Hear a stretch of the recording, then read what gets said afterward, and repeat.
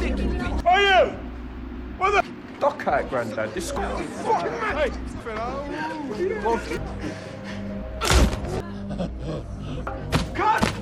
The film begins with a middle-aged man named Richie practicing shooting with a former Mafia boss. Richie is a British man who has retired and now lives in Spain. Although he's no longer involved in crime, it's obvious he's not just an average person. He lives in a luxury villa, showing that he still enjoys a rich and comfortable life. That afternoon, while having lunch with his daughter Carmen, Richie says he misses his older brother Charlie, who still lives in the UK.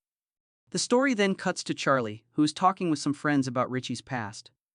Just then, Richie calls him from Spain. During the call, the two brothers tell each other how much they've missed one another. After the call ended, Charlie went back to his group of friends. Just then, a woman named Lizzie, who was a friend of Richie's, walked over and asked for his phone number. She said she had liked Richie for a while. Thinking they might be a good match, Charlie agreed to help and gave her Richie's number. Somewhere else in London, a couple named Aaron and Lauren were walking down a quiet street. But secretly, Aaron, who was the leader of a gang, had a plan to hurt her. He took her into a narrow alley where several gang members were already waiting. In that tight space, the gang harassed Lauren and purposely recorded everything that happened. One of the gang members, Dean, tried to stop what was happening, but Aaron wouldn't let him. At that moment, Charlie heard noise coming from behind the bar and rushed over to see what was going on. When he saw the gang about to hurt Lauren, he told her to run and then yelled at the gang to stop. But instead of backing off, the gang insulted Charlie. Angry, Charlie punched one of them. Furious, Aaron told his men to kill Charlie. A short time later, Lizzie, who had just stepped out of the bar to look for him, was shocked to find Charlie dead in a nearby alley. That night, she reported the incident to two detectives, Susan Taylor and John. Unfortunately, the two detectives couldn't arrest Aaron and his gang because there wasn't enough evidence. Lizzie hadn't seen the attack herself. She only saw the gang leaving the alley where Charlie's body was later found. She then told Richie about his brother's death. Heartbroken by the news, Richie decided to return to the UK. The story continues as detectives Susan and John confront Aaron and his gang. They warn him that if they find enough proof, they'll arrest everyone involved and take them to court for Charlie's murder. But Aaron denied everything and walked away without saying a word. As soon as the detectives were gone, he told his men to get rid of Lauren, the only person who saw what really happened. Knowing what Aaron was planning, Dean secretly went to Lauren's house to warn her. He told her that Aaron was coming and that she should stay inside to stay safe. Later, Aaron and a few gang members arrived at Lauren's doorstep. Peeking through the small opening in the door, Aaron threatened her. He told her to keep quiet and not tell the police anything about Charlie's murder. He also warned that if she talked, both she and her mother would be killed.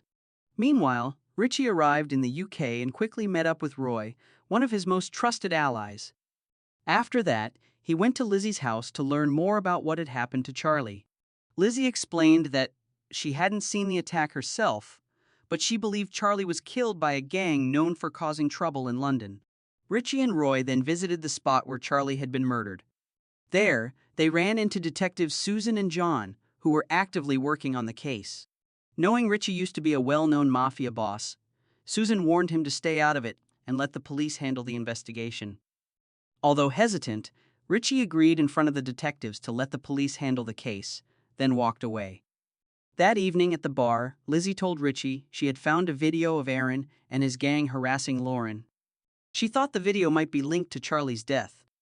Since she knew Lauren personally, Lizzie gave Richie the address of the place where Lauren worked. Later, Richie went to see Lauren and asked her what had happened to his brother.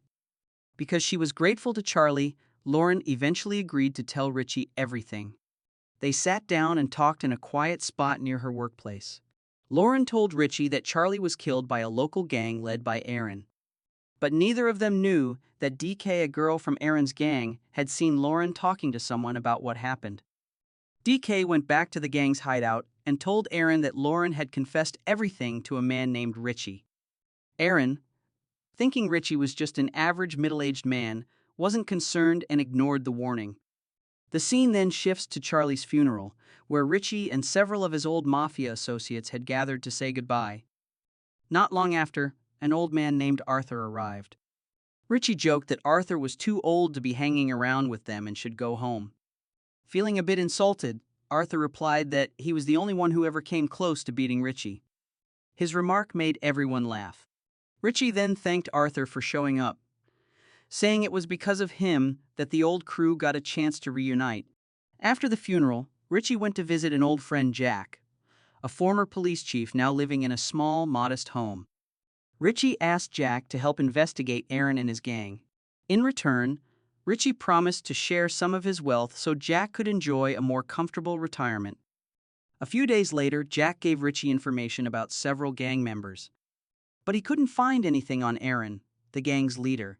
Using what Jack had found, Richie told his old friends to kidnap two members of the gang, Leroy and Ed. When they were captured, Leroy and Ed mocked Richie and his crew, calling them a bunch of old men. They refused to answer any questions and kept shouting, demanding to know where Aaron was. Instead of cooperating, they insulted Richie and even threatened the group. But Richie and his crew just laughed. It was clear Leroy and Ed had no idea who they were really dealing with. But when Ed started insulting Charlie, Richie couldn't control his anger and became visibly furious. On Richie's orders, Arthur took a nail and a hammer from his bag and drove the nail through the back of Ed's hand. Then, he pulled out a power drill and drilled into Ed's leg, making him scream in pain. Seeing his friend tortured so brutally, Leroy panicked. Fearing he'd be next, he quickly agreed to help Richie and promised to lure Aaron out of hiding. Although Richie's friends were still suspicious, Richie surprised everyone by choosing to trust Leroy and letting him go. But as soon as he was freed, Leroy suddenly pulled out a gun and tried to shoot Richie. Before he could fire, Richie reacted quickly and shot him dead. Calmly, Richie said he never really trusted Leroy, he just didn't want to hurt someone who seemed weak. His remark made the whole group burst into laughter. Moments later, just as they were about to question Ed again, they realized he had died from the torture. Somewhere else, Aaron was clearly angry after hearing that two of his men had gone missing. He guessed a rival gang might be behind it. The next day, Richie met with Lauren again and asked for her help in finding the rest of Aaron's gang. Lauren told Richie that one of the gang members, named JB, had recently been seen in a parking lot. Feeling guilty for dragging her into the situation, Richie asked for her phone number. But before she could answer, Detective Susan suddenly appeared. She stepped in to protect Lauren, who was actually her daughter. Susan firmly warned Richie to leave her daughter out of this dangerous mess. The scene then shifts to the parking lot. JB saw Arthur standing alone and thought he was just an old man, easy to scare.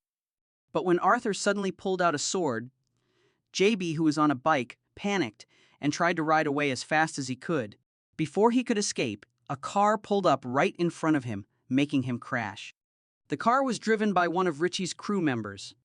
Arthur had been standing in the parking lot as bait to lure JB in. Once JB took the bait, Richie's team captured him, tied him up, and hung him in an abandoned building. Richie asked JB where Aaron was hiding, but JB, full of arrogance, refused to say anything. Instead, he insulted Charlie, cruelly saying he looked like a dumb dog while being beaten to death. Hearing that, Richie snapped and beat JB to death in a fit of rage. Afterward, Richie's old illness flared up, and he had to be taken to the hospital. As his condition slowly improved, he began making plans to lure Aaron out of hiding.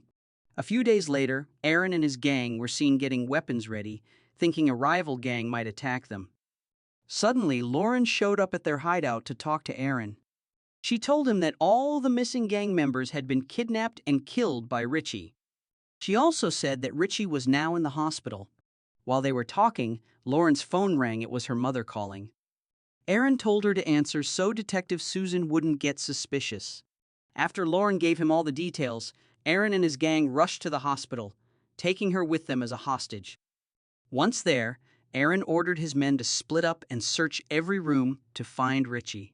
Not long after, two of Aaron's men found a hospital room and opened fire on the bed, thinking Richie was in it. But they had walked into a trap. Richie and his team were hiding behind them and launched a surprise attack. At that moment, Aaron was in the elevator. When he heard the gunshots, he immediately realized Richie had seen through his plan.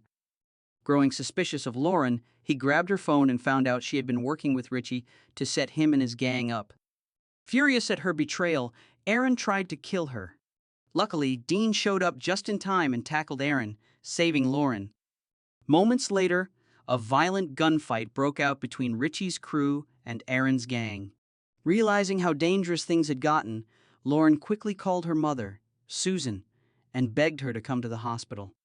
Meanwhile, Richie and his crew were taking down Aaron's gang members one by one.